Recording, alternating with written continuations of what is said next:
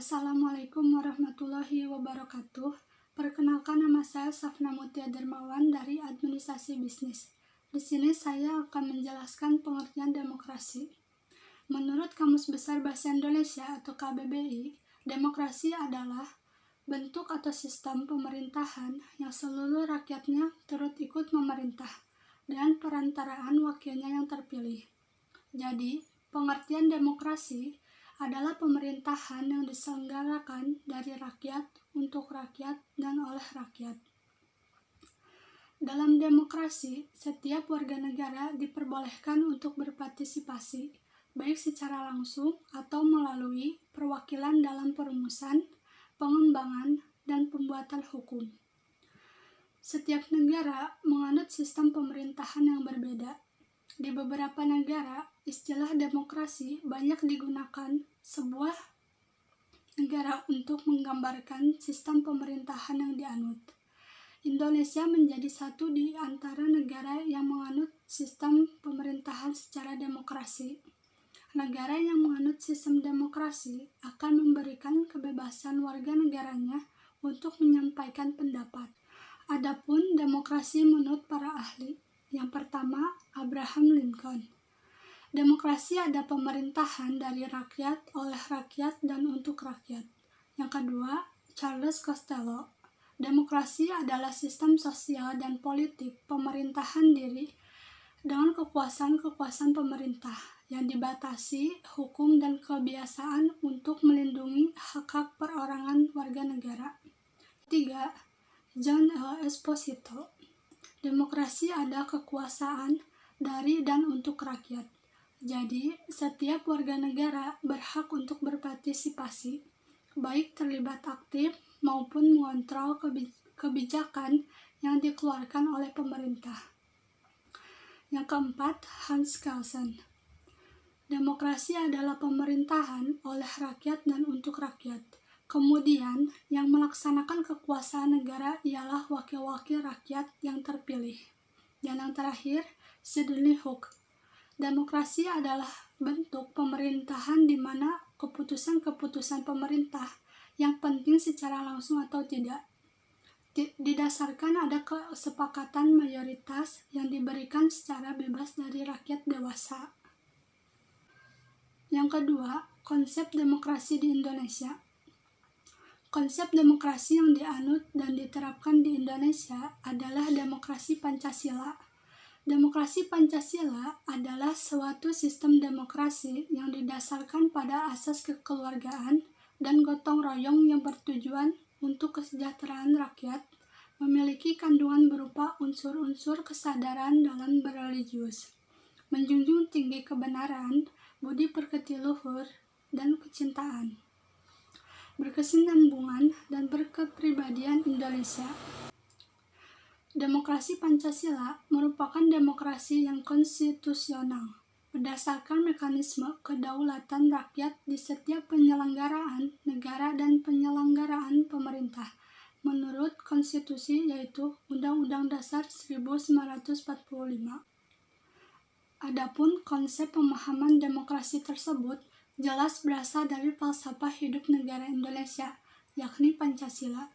Hal itu dikarenakan Pancasila merupakan representasi yang mewakili kepribadian bangsa Indonesia dari dulu hingga sekarang. Paham tentang demokrasi Pancasila tersebut sangat penting untuk dipelajari, karena demokrasi Pancasila juga penting untuk bangsa Indonesia, yaitu untuk mengawal pemerintahan negara Kesatuan Republik Indonesia.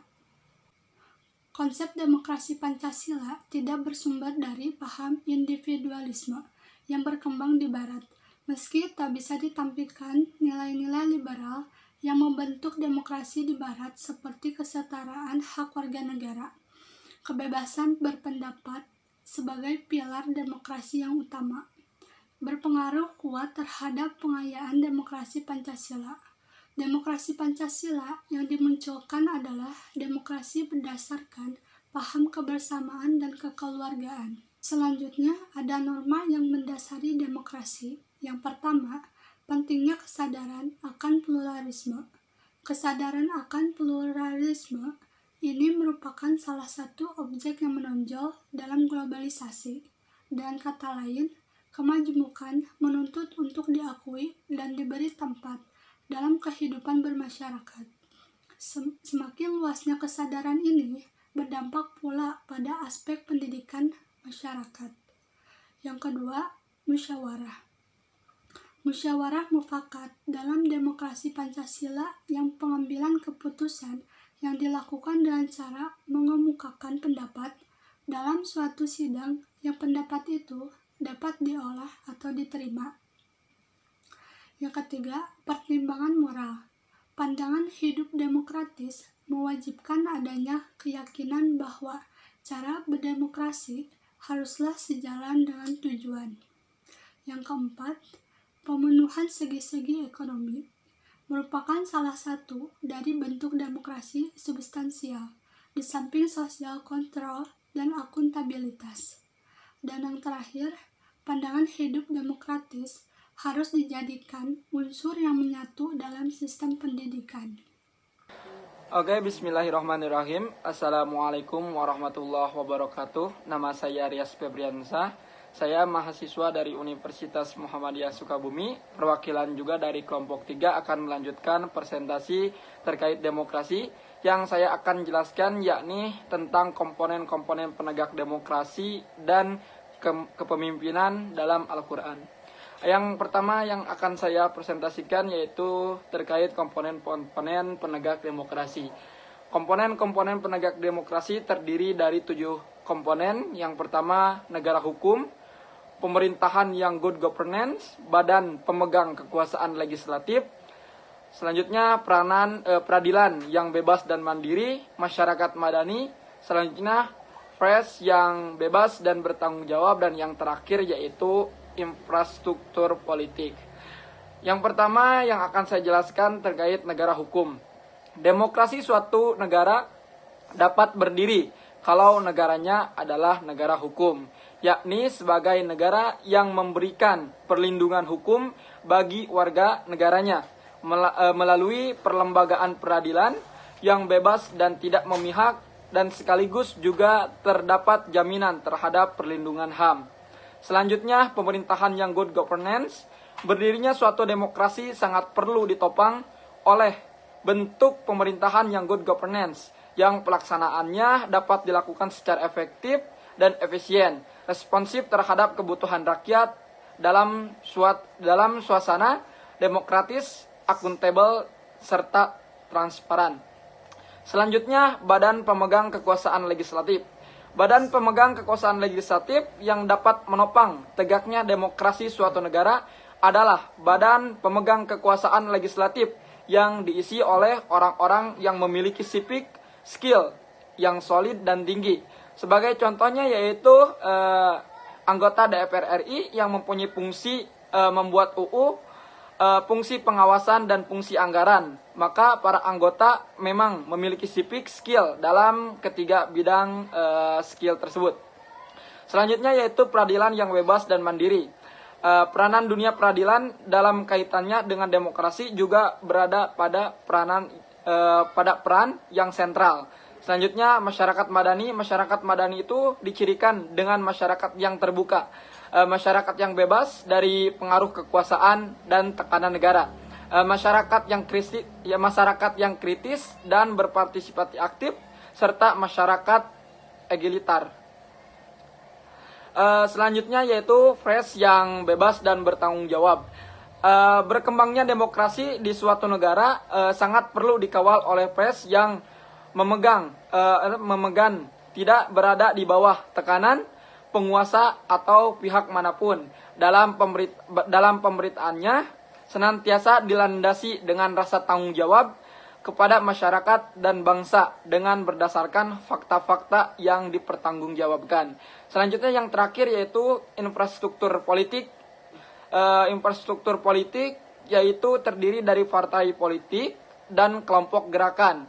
Menurut Meriam Budiarjo, partai politik mengemban fungsi sebagai sarana komunikasi politik serta sarana sosial politik, sebagai sarana rekrutmen kader dan sebagai sarana pengatur konflik. Itu penjelasan atau presentasi terkait komponen-komponen penegak demokrasi.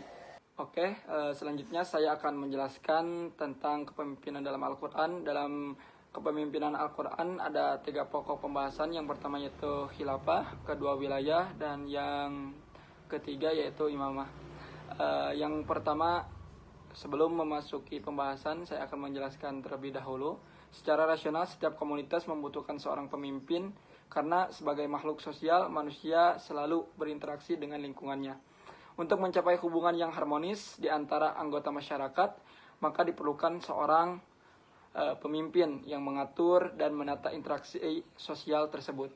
Akal sulit menerima apabila sekelompok masyarakat hidup tanpa seorang pemimpin. Nabi Muhammad SAW berpesan, apabila kalian bertiga atau lebih dalam suatu perjalanan, maka angkatlah salah seorang di antara kalian sebagai pemimpinnya. Ini menunjukkan signifikasi seorang pemimpin dalam masyarakat. Secara normatif, Al-Quran menggunakan 3 term yang menunjukkan makna kepemimpinan yang telah dibahas tadi, yaitu yang pertama tentang khilafah. Apa itu khilafah? Khilafah adalah sebuah sistem kepemimpinan yang pernah dirumuskan dan diaplikasikan pada masa Islam klasik.